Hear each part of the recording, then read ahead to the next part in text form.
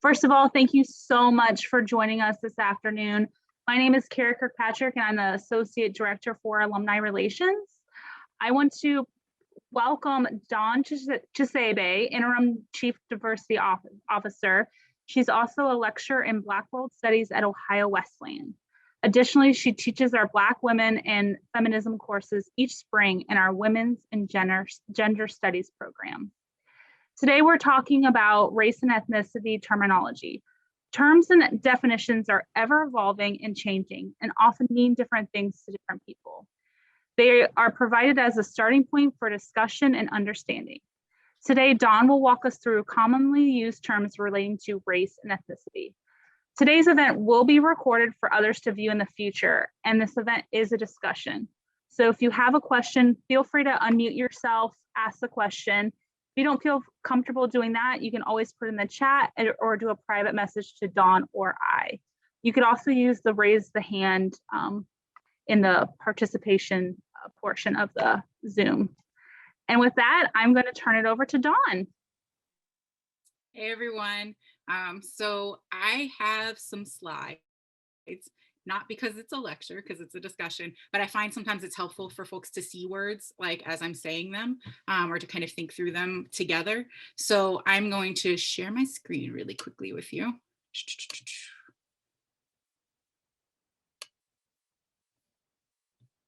And so you should be able to see now. Yeah, we're good. Okay. And again, I'm used to being in the classroom, so feel comfortable unmuting, hollering, hold up a second, I have a question. You can put it in the chat. You can use the raise your hand icon. You can do any of that. I'm fine with any and all of that. So don't feel like you're interrupting me if I'm saying something. Just feel free to unmute and we can have that conversation. My screen just blanked. Hold on. And so a lot of what I think about, so I teach about Blackness, I teach about race, racism, anti-Blackness, all of those things on a daily basis. And one of the things that I realize is that folks get really uncomfortable when feeling and thinking about what words or language, right? Like how words need to be used in a space, or what language needs to look like. Language is something that's ever evolving, right? Like it shifts and changes all the time. And so thinking about both how to think through that, but also understanding when we're thinking about the power of language. So when I'm talking about words, I want us to, I think as kids, we're kind of taught that physical harm hurts worse, right? Like, so sticks and stones will break my bones, but words will never hurt me. Words hurt. So when folks teach you that, they're lying, okay? Words hurt, they have real power. They define how we see individuals, how we see spaces, how we see concepts, and almost always a word will create a visual image in your head, right? Like, so you hear a word and then you see something in your mind. And then that kind of informs how you're gonna continue to kind of work through that conversation or engage with that individual in any way. And so I like to think about the power that words have. Sometimes when I'm speaking, folks will hear me pause for a second. And typically because I'm intentionally thinking about the word that I want to use to talk about what it is that I want to talk about. So sometimes I can't just spit it out, right? Like I need a second to stop and think about it and say, like, what's the best way to frame this? Especially when we're talking about things that can be harmful, right? It's like thinking about everybody who's in the space and how I can have that conversation. And so I wanna have you all think about some words really quickly, and then I'm gonna show you some images. But when I say a word like tribe, right? Be honest and in your head, think about like all of the images that come to your mind when I say that word. And again, be honest with yourself about what those images look like, right? And then I'm gonna flip my slide in just a second and show you what Google tells me I see when I say that word, right? So these are the images that pop up on Google when you type in the word tribe. So my search term is up at the top. I typed in the word tribe, and then I clicked enter and looked at images. These are the images that immediately popped up. I didn't hit next page. I didn't do anything else. I just literally clicked it, and that's what it brought up for me. And I would argue that this is typically the image that comes up in individuals' minds when they hear that term, right? Like, so these are the images that would immediately come up to individuals' minds. Then I'm going to flip my screen one more time. So this is an image of Lusaka, Zambia. So Zambia is in Southern Africa. Lusaka is its capital city. And this is where people who would be defined as being part of a tribe live, right? And so the Tonga people, the Lozi people, the Bemba people, the Ndebele people, right? They all live here. They live in this space. And so when the image that's created in your mind, right, is so different from what it is that you see when you go into a space, you have to think about that, right? Like, you have to think about why words have been created in the way that they have and why they're framed in such specific ways, right? And we could do this with lots of words. We could talk about a word like urban, right? Like, so what comes in your head? That is a very racialized term, right? Thinking about a word like articulate, thinking about, there's lots of words we could do this, right? Like, we could, the term the natives, right? Like, what comes in your head when I say a term like that? And then understanding who created that language and what they want you to see with that.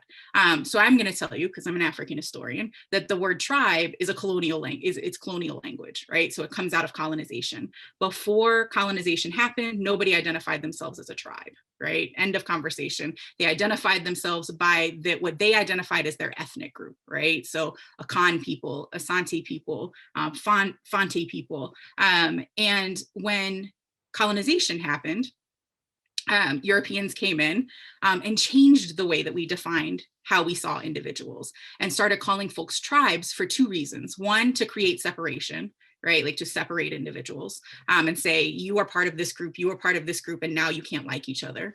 But also to make it seem less than what it is. So if I tell you that in Nigeria, you know, the Igbo people are millions of people, that doesn't fit your image of a tribe, right? So I'm trying to show you how the idea of words can become so powerful, and then who creates the images that are attached to them, right? So even if I ask you to think about the continent of Africa, immediately you're going to have images that pop into your head. And almost all of those are going to be framed for you by the news, right? By your education, by those spaces. And they typically don't actually represent the space itself, right? It's an image that folks want you to see of a very specific space. And so I frame it somewhere else first so that we can then kind of reflect on the spaces that we're in now, right? So you can see it here, you can see how different those things are, also how powerful that language is. Hopefully it challenges something you've already thought about, but then also to think about kind of more self-reflectively how we do that internally, like how we do that in these spaces. So when somebody says the term Black, right? Like, what image comes to your mind? When somebody talks about Asian people, what images come to your mind? When somebody talks about Indigenous people, what images come to your mind, right? And like thinking about what those are. I'm going to break down some very specific words, but just thinking about them in general becomes really important to kind of think through the power of language and why folks get so concerned about the words that we use, right? Because sometimes it can feel like being picky, right? Like, so, oh, you know, they're being sensitive. They're being really picky about this. I can't keep up with this. But understanding how it impacts somebody's like lived experience becomes really important when thinking through the power of language. So two of the things that you want to think about are what I've been talking about thus far, which is power and privilege, right? So who creates the image that's triggered when we hear a specific word or a term? How does the constant reinforcement of that contribute to harm, right? Like, so how we're harming a group of individuals or individuals themselves. And then how do those with privilege listen to those who are historically excluded or minoritized in order to keep up with the ways that language shifts and changes? So when somebody tells you that that's not the best word to use, what do? Right? Like, do you listen to that? Do you engage it in some way, right? Do you say, oh, I'm sorry, right? What's the better word for me to use? Or go do the research yourself to figure out what the better word is to use. And then think about maybe why you might have had hesitancy to not engage that, right? I do want to point you out to a few words that I used here. So one is historically excluded.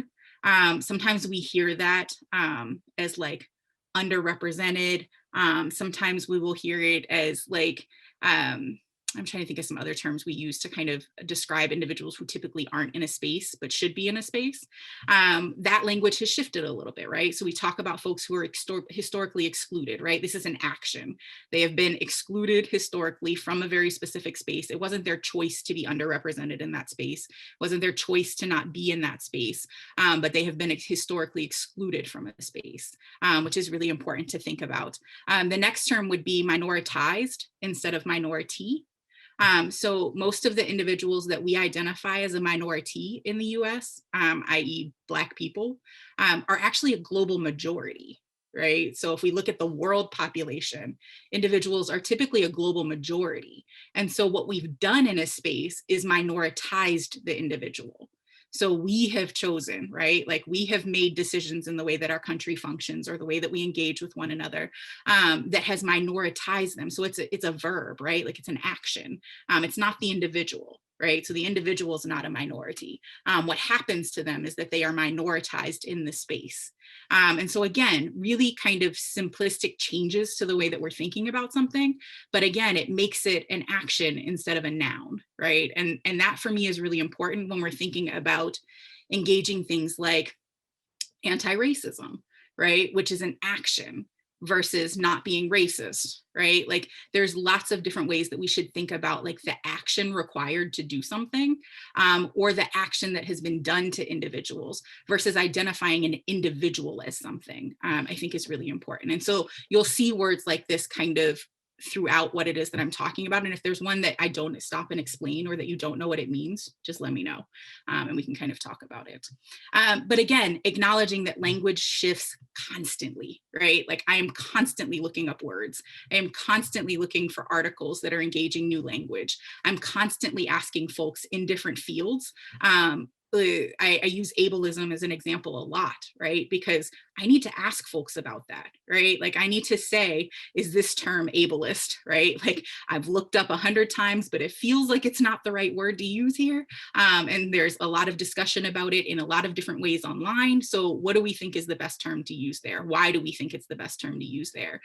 Same thing, like I'm most familiar with discussing Blackness. And so I need to reach out to folks or read when I'm thinking about what's happening in Asian communities or what's happening in Indigenous communities. Because just because I understand one thing doesn't mean I'm going to understand all things, right? And so I do a lot of asking and reading when trying to keep up with language. And a great space to keep up with language is social media, right? Like young people are like, they will correct you in a second. And so like, and young people aren't on Facebook anymore, right? So having to be in spaces like TikTok and Instagram, right? And Snap and those kinds of places so that I can also hear, right? Like how language is being challenged in a regular basis by folks who are still in high school and what that means and what I need to think about in that. So that's something I think about on a regular basis and it's what I teach, right? So just letting you know how often you have to kind of really engage what it means to have power and think about the way that language is defined. So a few definitions, right? So I just used two, right? Like I talked about racism, but you also hear me talk about anti-Blackness. It's really important to understand the difference between those things. And so when we're thinking about racism, there's different kinds, right? Like, so there's individual racism, there's institutional racism, there's systemic and structural racism. And so individual racism, I think we're most familiar with. Those are those acts, those interpersonal things that happen between individuals, right? So participating in various forms of prejudice or bias. When we're thinking about institutional racism, we are thinking about like policies, right? Like things that are happening within a space that once you have access to that space, you kind of reinforce, right? So if you come into a space of higher learning and there is institutional racism that exists in that space, you being in that space either reinforces it or deconstructs it, right? Like, so either you're working to deconstruct those policies and those kind of procedures, or you're reinforcing them by not challenging them, right? And then there's like systemic and structural, which are things like voting rights and education, like larger kind of concepts of like education, thinking about policing, right? The justice system. Those things would fall under systemic or structural, and typically they have their roots, right, in the way that bias and racism function. And so when we're thinking about racism, a lot of times what we're actually thinking about is like prejudice and then the power to act on that, right? Like, so prejudice plus power. And so you have the ability to have people in power who can change the way my life functions in a very specific way. So you might be able to stop me from being able to vote. You might be able to stop me from being able to go to school, right? Or go to an equitable school. You might be able to stop me from being able to live in a certain neighborhood. Those are the things that we're talking about there. When you're thinking about anti-Blackness, there is a different component to anti-Blackness that folks miss a lot. And that is that you literally are not seeing the humanity of an individual, right? So you almost talk about a person as if they're a thing instead of a person, right? Like, so we talk about what happens in a moment of, we can use the example of what happened with George Floyd. I think it's very fresh in folks' heads. And so it might make sense as an example, but thinking about after he was killed, folks arguing about his death without understanding that a human died, right? And so kind of arguing about it as if a human didn't exist, or talking about things solely as a policy, right? Like, or solely as a structure, an institution, and not realizing that there are individuals whose lives change because of that policy. And so we talk about Brown versus Board of Education, right? Like Brown versus Board of Education in 1954, it's a phenomenal win for the Supreme Court, right? Like when the Supreme Court passes Brown versus Board of Education, and we're thinking about what desegregation and integration looks like, that is a phenomenal moment in history. And typically that's when people stop thinking about it, right? They don't think about the next step. And the next step was, what did integration look like? Right? And when you're thinking about what integration looks like, you have to know that it was very tactical. So one of the things that happened is that folks thought that there would be less violence if it was young Black girls who went to school versus Black boys, right? Like they would face less violence. And so they would organize groups of Black girls, and you've seen this through some of the imagery from that time period, and then choose those individuals to be put into the schools, right? The newly integrated schools. Those individuals then had to face extreme violence in entering those schools. So these are young children, 5, 6, 7, 8 years old, up to 17, 18, extreme violence. That's anti-Blackness, right? Like, so we have this policy, we have this thing. We are working on something in a system and a structure without thinking about the people, right? Like, we're not thinking about those girls. We're not thinking about what's going to happen to them when they walk into that building. We're not thinking about the droves of women who are standing there spitting on them and yelling at them and screaming at them. And we're only talking about the court case, right? And so thinking about the difference between those two things becomes really important. And so anytime I think about anti-Blackness, I think about humans. I think about humanity. I think about life, lived reality, what your experience is. And then when I think about racism, I'm really thinking about like policies and structures and things like that, which are two different things. They're interconnected in ways that you can't unconnect them, right? But they're definitely two different things. And so you want to make sure that you see that. I put these images on here because I think that when we think about anti-Blackness, we only think about Black people. And we shouldn't. We should think about all people of color, because anti-Blackness impacts all people of color, whether folks want to understand that or not, right? And so when we're thinking about how anti-Blackness impacts other people of color, we have to understand that there is a way that we understand darker or brown or Black or any shade that is not white as being bad in some way, right? There's some sort of kind of varying of it across the way. But we see that in the way that colorism plays out, right? In the ways that hate plays out in various specific spaces. And so these are all different segregation signs, right? Some of them have to do with people who are from Mexico. Some of them have to do with Latinx folks. Some of them have to do with Asian people, right? Specifically in this moment, folks from China, Black people, right? Multiracial people. And so thinking about how anti-Blackness impacts all people of color also becomes really important to kind of see, right? So it's not just that we're thinking about solely what's happening to Black people, but we're thinking about how that also changes the way all people of color are engaged with in some way, form. And again, feel free to stop me at any moment if there's anything you want to stop on. So now is when we're going to get to some of the terms. So I only have 2 slides of terms. One of them is thinking through microaggressions, what I call everyday racism. There's also everyday transphobia, everyday Islamophobia, everyday, right? Like there's these things that happen every single day. We, in the scholarly world, call those microaggressions.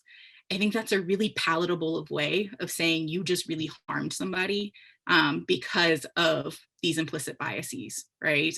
And I think that sometimes we need to call things what they are. And a lot of times what it is transphobia. What it is racism. What it is misogyny, right? But we put a nice, pretty scholarly name on it that sometimes shields what it actually is. And so there's some examples of those here. So thinking that somebody is from a space that is not your own, and then talking about their language skills, right? Like, so you speak good English. That could be a Black person who all of a sudden is being defined. Obama tended to be defined as articulate a lot, right? And so thinking about coded, like how that term is being racialized. Where are you really from, right? So, because you can't be from here. So you have to be from somewhere else. And so me continuing to kind of push you in that discussion and say, no, but where are you really from? It's not Columbus, Ohio. What I'm really asking you is what your ethnic background is. But that's not how I'm asking it, right? What I want to know is what your ethnic background is. What I'm asking you is where are you really from? I just used the example of articulate that tends to be used against Black people and other people of color most heavily, right? Is that, oh, they're very articulate, as if it's surprising the way that somebody's engaging in language skills in some way. I won't be able to pronounce your name. Can I call you? So instead of taking a moment to learn how to pronounce somebody's name, we decide to change it for them. And what ends up happening is a lot of people of color then change their name before they even come to you, right? You'll see this a lot with individuals from both East Asia and Southeast Asia, where they just immediately change their name and introduce themselves as a different name so that they just don't even have to go through the conversation. And then thinking through what that means when your name is so closely tied to your identity, what it is that you're asking somebody to do, right? That you're asking somebody to literally change their identity to make it easier for what could have been a 2-minute conversation of you learning how to pronounce their name. Which can be very difficult for individuals. Why do you have to be so loud? Right? We have very clear stereotypes about individuals, particularly Black women and Latino women as being loud, right? Loud, aggressive. And so there's a moment where an individual might need to be loud, but that conversation kind of happens in really problematic ways. Using a phrase like you people, what does that mean, right? Like, what are you trying to define? How are you trying to identify a group of individuals? And what is it that you're trying to say with a phrase like that? That also happens with those people, right? Like, so you people or those people can become a really problematic way of speaking. I don't see color. Folks typically mean something really good when they say I don't see color, but its intent and its impact are 2 different things, right? So if you take my identity away from me by telling you that you don't see who I am, that's a problem, right? Like, you don't see my entire identity if you erase my color. What you're trying to say is that your identity doesn't impact the way that I see you, which is still probably not true, right? Like, we all have biases in some way. We all think things. We all have triggered kind of ways that we think about things when we first meet somebody or when we look at somebody. But that typically means what people want to say versus what they actually say. The question individuals who are racially ambiguous get a lot is, what are you? So, oh no, what are you? Right? And again, what people want to know is what your ethnic background is. What they're asking is if, and for somebody like me, it sounds like, are you asking if I'm a dog? Are you asking if I'm a human? Like, what are you asking me in that moment, right? When you say, what are you? And again, typically what people mean is, I want to know what your ethnic background is, but they don't always know how to ask that. And typically also think it's inappropriate to ask that, right? So understanding it in one framework, but not necessarily understanding it in another. There's the last one on this page is, you are the whitest Black person I know. And there's lots of ways that individuals will try to tell somebody that they don't fit the stereotype that I have for you, right? So you don't act like a Chinese person, right? Or what my stereotype of a Chinese person is. You don't act like what my stereotype of Blackness is. You don't act like my stereotype of, insert identity here is. And so seeing that becomes really important, because what you're saying is that literally the standard is whiteness. And so if you don't act like what I think that stereotype is, then you're acting as in the kind of standard that's been created by whiteness, which again is really problematic. And so the image here is an image from some physicians in a campaign that was done. And so the Black woman, which happens a lot with Black people who are in positions of power like that, being identified as a nurse instead of a doctor, because she's a woman and she's Black. The woman at the front, do you speak English, right? The assumption is that because she appears to be Asian, that she wouldn't be able to speak English. And then the gentleman on the side, are there any doctors here from America, right? Like, and so hearing those kinds of things over and over again. And I can attest to most of these because I'm an emergency room nurse. That's what I was for 10 years before I came into academia. And so hearing these comments was kind of frequent in the medical world. And then my last kind of space is like literal words, right? Like very specific words that some folks use and don't know are harmful terms. And so these are really only talking about race and ethnicity. There's lots that aren't on here. These are some of the most frequent. And so at the top of the top left is the harmful term. And then on the top right is the helpful term. That is a framing that I got from Chad, who's the chaplain here at the university. He talks about words that are helpful, words that are harmful, words that are okay, but not the best, right? And so here I'm just giving you the harmful word and the helpful word, so the word to replace it with. One that gets used over and over again is the term slave. That's a really harmful word. So in the way that we talked about at the beginning, we're identifying an individual as an object instead of a person, right? So if I call you a slave, that's your identity. And so what you mean to say is that they're an enslaved person, right? Or a person who is enslaved. And that's the better way to say that. It makes it a little longer, but it identifies them as a human, right? Like it identifies them as a person. Same thing if we're thinking about the same time period, the term master or owner. These are really problematic terms. And so what you really want to think about is that they're an individual who has enslaved somebody else, right? So an enslaver. The other term that you'll hear used is called a slaveholder, but an enslaver is used to identify somebody who is white and owned enslaved people, right? Or enslaved other people. See there, I just used the term owned incorrectly. And a slaveholder tends to be somebody who's Black and purchased family members, right? So there's a difference that happens under enslavement when folks are manumitted. There are limits put on the way that manumission functions. And so there are moments where you have literally purchased like your child or you purchased your husband. You don't have money to free them because there's lots of legislation that's put on freeing an individual. You have to pay taxes on them, right? Like there's all of these different things. And so when we look at an enslaver and a slaveholder in the same way, we're doing something wrong because we're not seeing the power dynamics that continue to exist with an enslaver versus a slaveholder. And so we don't want to identify those people in the same way. We already talked about tribe. Oops, hold on, it just flipped. We already talked about tribe. The best way to think about that is that you just call people people, right? Like, so if you're trying to talk about the Akan people, just call them people, right? And I always say that if you wouldn't use the term when talking about somebody from Britain or France or Portugal, you probably shouldn't use it if you're talking about somebody from the continent of Africa or the subcontinent of India, right? Like those tend to be the spaces we use this kind of language. I will say that in the United States, Indigenous people have given power back to the term tribe. And so if somebody tells you, no, this is how I identify the group that I come from, then you listen to them, right? And I think that that's really important to think through, is that it's also not static. So when we're thinking about the continent of Africa, it might be one thing, but if you're thinking about Indigenous people here in the US, it might be something else. And I will say that Indigenous people in the Caribbean, it's also very different. And I'll talk about that with a later term. When folks say the Blacks or Blacks, you really would just want to say Black people, right? So you want to, again, identify groups of individuals as people.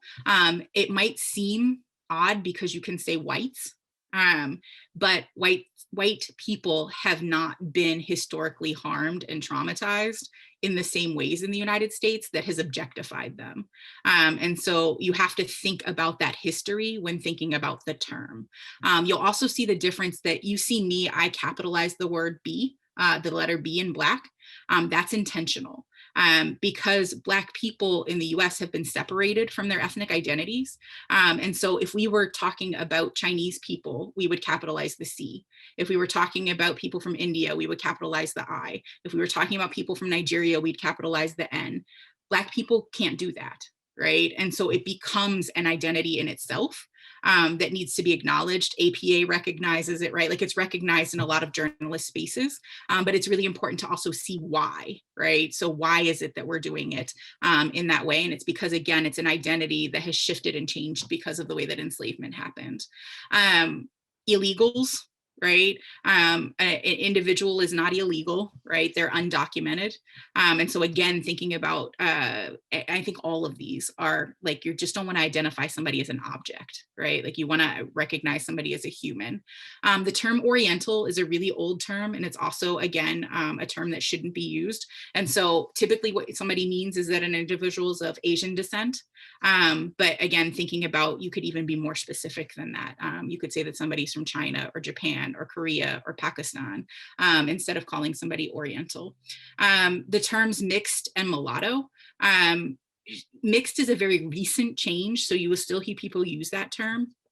But overwhelmingly, what you should be doing is calling somebody biracial or multiracial. The term mulatto is horrifically offensive. The term comes from the term mule, which is an animal that can't reproduce. And so thinking about that, again, historical legacy attached to the term. Folks have somehow rehashed the term colored. I think folks understood that it was bad. And then now folks are using it again. In my opinion, I think folks are confusing people of color and BIPOC folks, and then using the term colored, thinking that it's the same thing, and they're not. Colored is still a horrifically offensive term. And so what you would use is people of color, POC, or BIPOC, which is BIPOC. The difference between those two is debatable, right? Like, so some folks prefer people of color, some folks prefer BIPOC. The BIPOC is very recent, and the reason Black and Indigenous have been taken out is because not all people of color have the same historical legacy as Black people and Indigenous people. So it's been kind of pulled out in some ways, but again, there's arguments over which one should be used. I will say, if you're talking about Black people, you should say Black people, not people of color. Not all people of color have the same experience, and some folks try to like just use one versus thinking about them all. And then the last one on this list is Indian. And so unless you're talking about somebody from India, right, like the country of India, you don't want to use that term. So you'd want to call somebody an Indigenous person or a Native person. I will say that in the Caribbean, folks do identify as Amerindian, so AMERINDIAN, but that's only in the Caribbean. Right. So if you're not talking about populations or spaces there, you want to make sure that you're using a different term. I always use Indigenous just because I feel like it's the smoothest kind of term to think through. I can go over some of these first, but I feel like I saw something in the chat and I don't know what it was. Hold on. But I feel like I saw a message come into the chat. I can't see the chat while I'm sharing my screen for some reason. Dawn, do you want me to ask If them? there's a question, yeah, that would be great. Okay, yes. So there's two questions that came in. The first one is, what about Hispanic, Latino, etc.? What is the correct usage? So that depends on the person. So that's one of those terms where you kind of have to ask. Hispanic typically means somebody who is from Spain, right? Like, so somebody is from that part of the world. Latina tends to be individuals who are from Spanish, well, not even just Spanish speaking spaces, but spaces in what we call Latin America. So parts of the Caribbean, parts of Central America, and parts of South America. And some people, not all, Some people think that the Hispanic component of the way that we're thinking about those terms symbolizes whiteness and access to whiteness in some ways. So typically it's somebody who would be read as white. If you're thinking about somebody from Spain, right, who would typically be read as white, versus somebody who would be identified, right? Like I look at you and can phenotypically see something quote unquote different about you. Some of it has to do with language, some of it has to do with geography. I would argue that many times, if somebody tells you that that's not how they want to be identified, you should change the way that you identify them.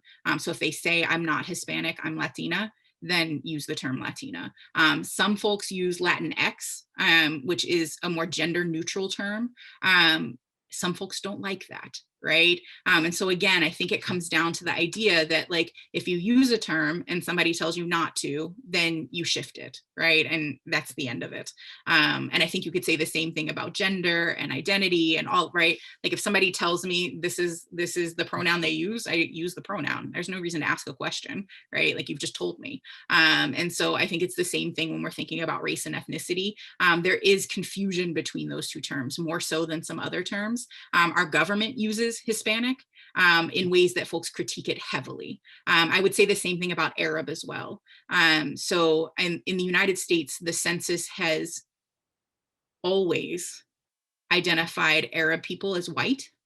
So if you look at the census, anyone from North Africa or the quote unquote Middle East, which is a problematic term, but we call that area MENA, and anybody from those spaces on the United States Census is identified as white, but in the world wouldn't be identified as white, right? And so there's lots of problems in the ways that we think about race and ethnicity. They typically don't always match what a person's identity is. What was the other question? I hope I answered that one. I think you did, yeah.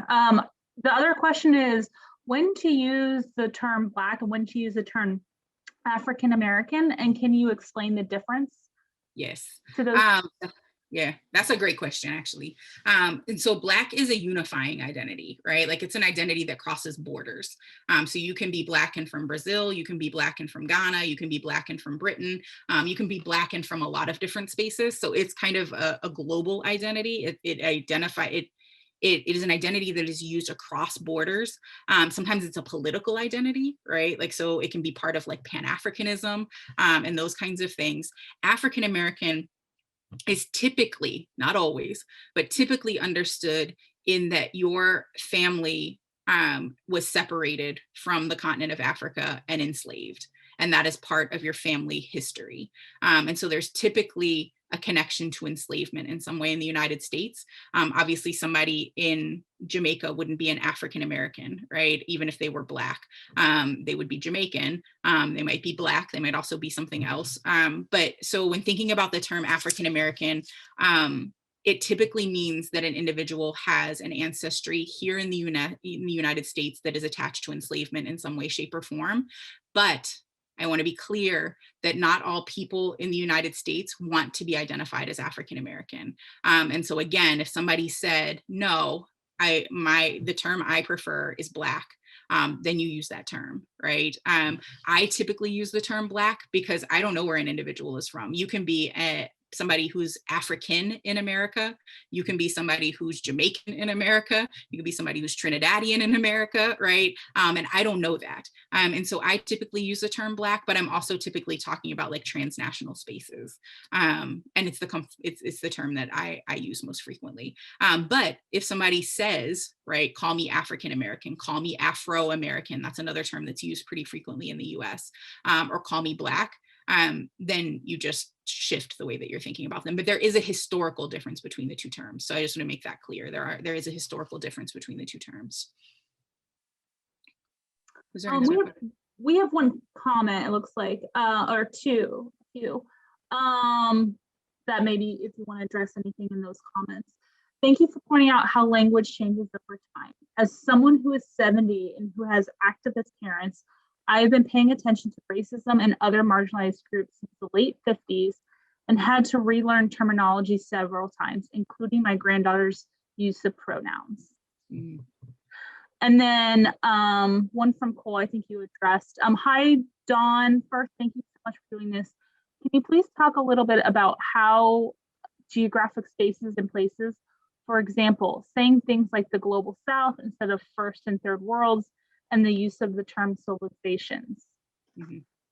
Yeah, so there's lots of talk about how we identify spaces in the world. A few decades ago, folks would have said first world, second world, third world. Those are really problematic terms. There's one world, right? And so thinking about how we define a space and what defines you as first world, second world, third world can be really problematic to kind of think through. A lot of times these terms about geographic spaces are saying that this space is different from this space. And again, the standard typically means what we would identify as the quote unquote West, which centers whiteness. And so saying that the standard is the US and Europe, right? And specifically Western Europe, right? So not all of Europe, but Western Europe. And setting that as the standard is really problematic, right? So then we're comparing the rest of the world to the way that whiteness thinks is respectable. We call that respectability politics in some way, right? So you have to, I'll use an example from an individual. You have to pull your pants up, right? You have to speak in this way. You have to engage me in this way because this is what I have set as the standard and nothing else fits within that standard. We think about that with like Eurocentric beauty values. So looking at what is considered beautiful, what is considered acceptable. It's only been very recently that we've passed laws in the United States to say that we can't discriminate against Black women's hair. For a long time, we had what were called Tinyon laws, which existed in the deeper US South, which said that Black women had to keep their hair covered and like what that meant. We just had an incident in Chicago where a young biracial girl's hair was cut off by her librarian. And like thinking through again, the way that respectability functions. And we do that as a global like unit, right? Like, so we say that this space isn't quite industrialized in the way I think it should be. We don't think, it, and again, how we define industrialization, how we define GDP, how we like, all of those things can be really entrenched in things like anti-Blackness and, capitalism and, all of these different things that become really problematic because again, it sets us as the standard and doesn't recognize the value in what's happening in other spaces. So I don't use terms like that. And we simply call a space what it is. And so when I'm teaching about the continent of Africa, we talk about, but we don't even say African, right? Like I challenge folks all the time. I'm like, there's 54 countries on the continent of Africa. What are you talking about, right? 3 United States plus some can fit inside the continent. Don't tell me that Morocco's the same as South Africa. Like they're not. And so thinking through again, what that means and what it means when we group an entire space together. And typically all of those spaces are spaces where the bulk of the world's people of color live. And so again, what that means and how we're feeding into those things. Is there another one?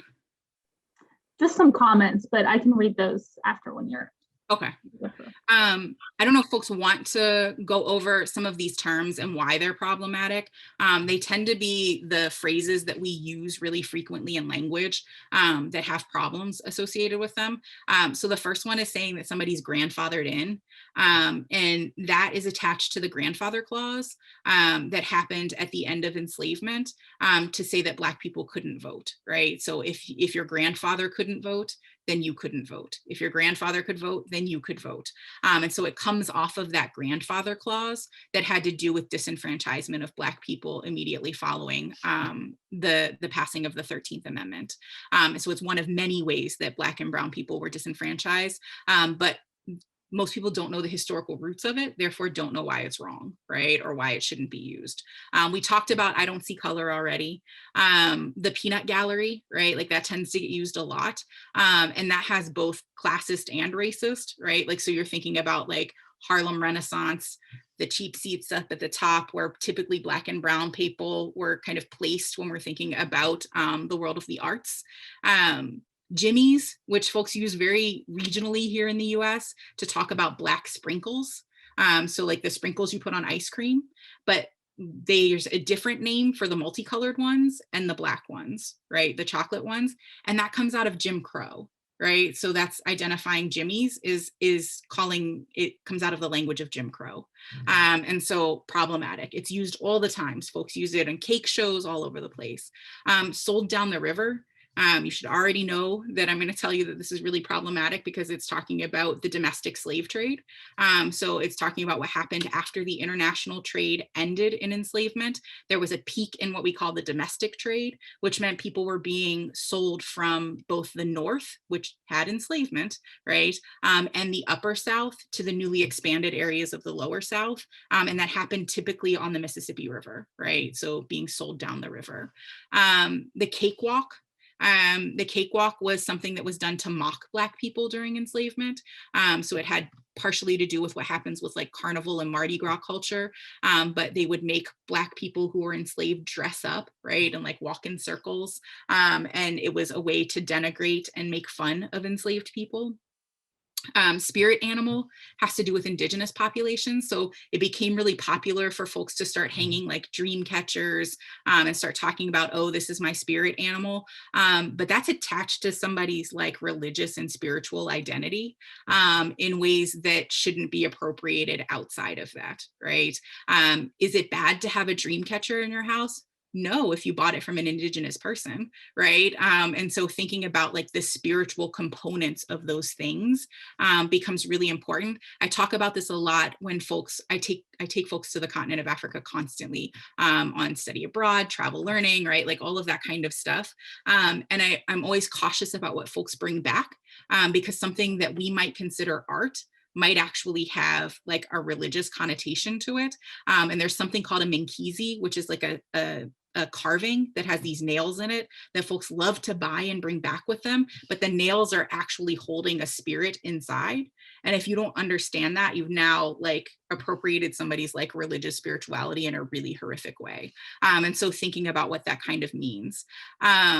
Long time no see and no can do is the way that folks used to make fun of immigrant, particularly Chinese language. So not like the way that they were phrasing things, and it came out of that. So thinking about like the way that verbs and nouns and structure, grammar kind of shifted in that, and how that was making fun of particularly Chinese immigrants. And then eeny, meeny, miny, mo, the way that children sing it now is with a tiger. When it was under enslavement and during Jim Crow, it was the N-word instead of the tiger. Same thing with the song from the ice cream truck, right? Like that song that's played when the ice cream truck goes by. Same thing, the lyrics were all about N-word and other really problematic language in it.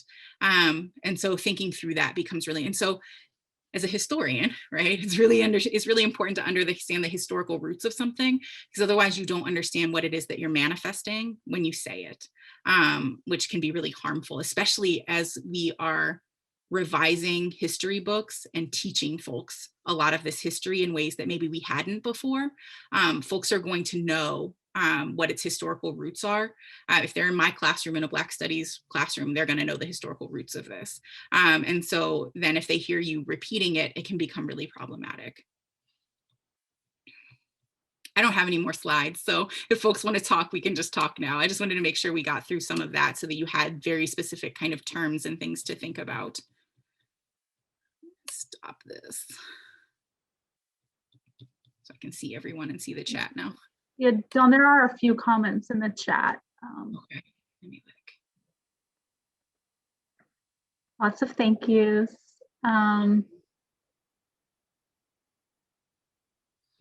Yeah, and I'm always welcome to have like conversations about language. Sometimes it's easier to have those on a one-on-one basis. Like if you have a question about something, I do it all the time in my classroom. We have conversations. We have in my classroom what I call word moments. And so I always say I'm not critiquing you as an individual saying the word, but you're the first person who said the word in the classroom. So we're just going to have a word moment around it and talk about that word for a little bit. And it happens quite frequently in my classes, to the point where folks get very used to hearing me say like word moment. And then we have a talk about like the way that that word or that phrase or that concept kind of functions and putting it in historical perspective. And so I'm always open to those kinds of conversations if folks want to talk about them. And we only talk talked about race and ethnicity here and really only scratched the surface, but we could talk about, words with gender and identity and all of those kinds of things. I don't know the answer to everything, but I can try to answer as much as possible if folks want to have a conversation. Yeah, Mr. Richards. My microphone is now off. First, I let you know that I'm speaking from Cambridge, Massachusetts. In fact, zip code 02138, the bluest of all blue states and probably the bluest of all zip codes in the world. And I think were you to come here, you'd be lionized for getting through that entire presentation without using the phrase politically correct, which would kind of be a backhanded compliment in terms of a lot of what people around here would see is your presentation is fairly archaic.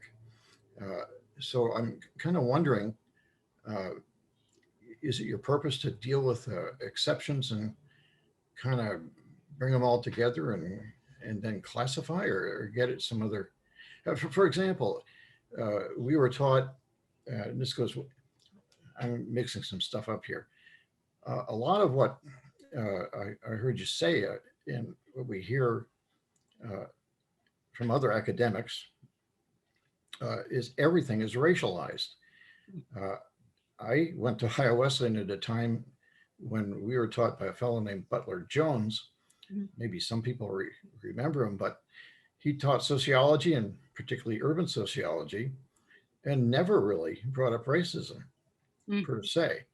It was always had to do with critical thinking about class and all the parameters and definitions you can find in societal structure, including race, but that was not the sole and dominant overarching issue. And I'm kind of wondering how we got from there to here, particularly at Ohio Wesleyan. About thinking about race without engaging other intersections. I want to make sure I'm understanding, because we would engage other intersections if we're in the classroom, right? Like, so if we were sitting in a classroom, we'd be talking about the way that classism and misogyny and space and like all of those intersect to create very specific things. But this was specifically on language surrounding race and ethnicity, right? And so I feel like it has to be centered in that moment in order to really think about what those terms mean. We could do an entire another session thinking about things through and also I'm that's what I am as a Black Studies scholar. And so it's going to center in a different way than it would, right? Like if I was teaching literature, or if I was teaching sociology, or if I was teaching any of those other things. And so I think you can do both, right? Like I think you can talk about all of those intersections that you would get at in the classroom, and you can talk about how terms are racialized, and you can talk about racism, and you can talk about classism, and right, like you can do all of those things at the same time in really important ways, because I do think they all need to be spoken about, because typically it's the intersection of all of those that create the systems and structures that we're thinking about, right? Like, so when I think about the way that housing functions, I'm also thinking about access to food, access to healthcare, access to, right? Like I'm putting all of those things together to think about what happens in a very specific neighborhood or in a very specific community. And I don't know, is that getting completely at what you were asking me? Well, that's very helpful. Okay. Maybe I missed the beginning or just completely misunderstood it. But had you said that up front, I think I would have been listening a little bit. My listening to it would have been greatly enhanced. Oh, okay. Yeah. So I mean, because I think the idea with this was strictly to talk about language around race and ethnicity. And so, yes, if it was a different title or a different presentation, I would have engaged the topic differently, right? Like we would have engaged other intersections and thinking about that. I did a talk on COVID earlier over the summer in our COVID class. And in that, I was thinking about race and class and space and right? Like all of those things and how they intersect together to create a very specific moment in what we were dealing with last summer, at the beginning of last summer. Well, and my thought is that his question had a kind of a historical context for those of us that went to Ohio Wesleyan back when someone like Butler Jones was around, how all of us, whether it was in an academic setting or in a community setting, had a whole different language that was the appropriate or normal language for that time. And it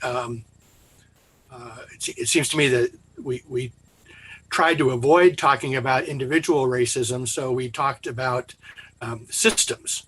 And so we talked about Roe versus the board, or we talked about redlining, or we talked about those kinds of examples of racism, rather than talking about how I needed to attend to my own racism as part of making a difference. Thank you, Chris. Thank you. I mean, yeah, and I think that, again, it does change, right?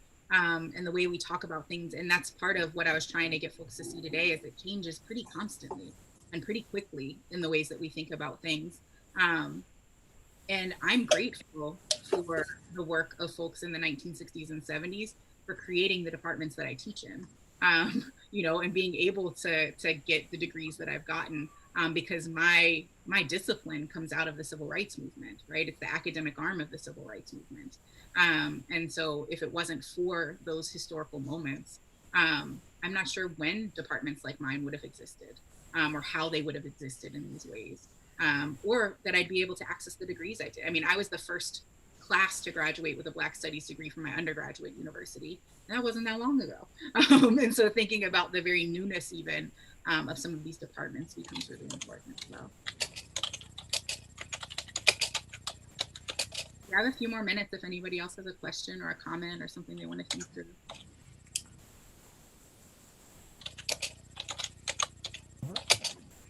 Can you speak on the history of the word barbecue? Yeah, so that and the word picnic both have really troubling histories. So it's not the root of the word, right? Like, so, because picnic is like a French word, right? But it's the way that they've been used in the United States, particularly to think about what happened with lynching. And so the legacy of lynching in the US is something I'm not sure that we've come to terms with in any sort of real way. And so, you had activists like Ida Wells in the early 1900s, who were, she wrote the Red Record thinking about what was happening. And you had Billie Holiday singing Strange Fruit, which was written by a Jewish man from New York, right? Thinking about the thousands of Black people who were lynched in the United States for decades, and the ways that happened. So the US, in addition to lynching individuals, and particularly, not solely, but overwhelmingly Black people, and not solely Black men, but also Black women and Black children, that we had what are called lynching postcards in the United States. And so folks would go to lynchings as if it was a family event, and typically have what folks would identify as a picnic at the base of what was happening. And this was all documented on postcards. So there's a site that's called withoutsanctuary.org. There's also a book called Without Sanctuary that has archived a lot of these postcards, not all of them, but a lot of them. And part of what happened with it becoming such a spectacle is that eventually it was not enough, right? And this is very difficult to say because the words don't match what it is that I'm trying to say. But folks wanted to be able to take something home with them to prove that they had been part of what had happened. So part of that is the lynching postcards. Part of that is that individuals were, after they were hung or after they were drowned, or any of those kind of horrific things that happened, a lot of times the body would be burnt. And so that individuals could take things like knuckle bones or toe bones home with them, things that could easily fit in a pocket. And so when we think about the words picnic and barbecue, a lot of times, even though the root of that term is not from lynching, they were redefined during lynching, right? And so there's different ways to use those terms, but you will see in some spaces, particularly spaces where lynching was at its height, where those terms are not acceptable terms to use, right? They're really harmful terms to use because of the legacy of lynching in that space. And lynching happened everywhere. I remember teaching at Columbus State years ago, and I had a student in my class who was participating in the over 65 program, right? So he was coming and taking courses, and he took my African American history course there. And he told me about living in Ohio. He told our entire class about living in Ohio, and walking to school and having to see lynched people as he walked to school in Ohio. Because I think sometimes we center it in Mississippi and Alabama, right? Like the places where it becomes comfortable to center it. And we forget that the North enslaved people, right? Even with gradual emancipation didn't mean freedom, right? It also meant that like sometimes Sojourner Truth, right? She was supposed to be freed at 21, because that's what gradual emancipation meant. You were born and then you were freed when you turned 21 or 28. But then they decided that that wasn't what they were going to do, right? And so she was re-enslaved. Sometimes people, I told you about the domestic trade, were then sold further down south. So thinking about all of those legacies, Dr. Hassan Jeffries has a TED Talk called Teaching Hard Histories. And they're things that can be difficult to talk about, that are very traumatic to have to talk about. But if we don't talk about them, we are erasing history, right? Like we're actionably erasing history and historical narratives that have to be part of how we understand the history of both the United States and the world as a whole, right? Like we can't understand what happened during what's in more traditional history books, the era called the Progressive Era. When you take a Black history course, that would be called the Nadir, which just symbolizes a really dark era in history, because it's when the rise of racial violence, the rise of white supremacist organizations, the rise of lynching, all happened during that same era. And so if you read it through one textbook, it looks one way. Some folks actually define it as a very boring era in history, right?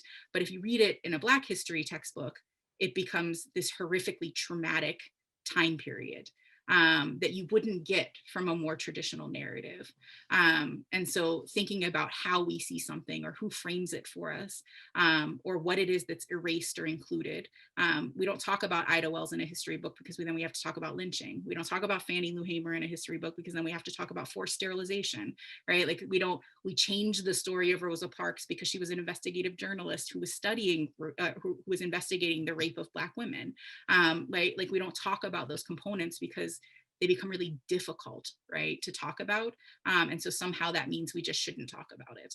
And I would argue that we should be talking about it, because then we would understand these histories so much more clearly. And again, I'm open to all of those conversations. If anybody ever just wants to have a talk about history, I can go on for hours. We can have lots of conversations about it. Because I think it's that important, right? Like to understand these narratives in such important ways. I think we went over our time now. No, that was great. Thank you. Yes, lots of thanks and appreciation in the chat, Dawn. So I'll make sure to send you those so you can read those. But I want to thank everybody for joining us today. Oh, does someone have a question? Oh, waving by. This presentation was asked for from a few alumni. So I want to encourage you, when you do receive the survey after this event, to put in the survey what you want to hear next, because we are listening to students, faculty, staff, and alumni on what presentations they want to hear. So thank you so much, Dawn. I appreciate you so much. And I wrote down lots of things to learn, especially the TED Talk. So thank you so much for joining us today, and everybody have a good weekend. Yeah, if anybody has a question, I can stay back for a few minutes. So, or if you want a source or a resource for anything, I can send it. Check her email.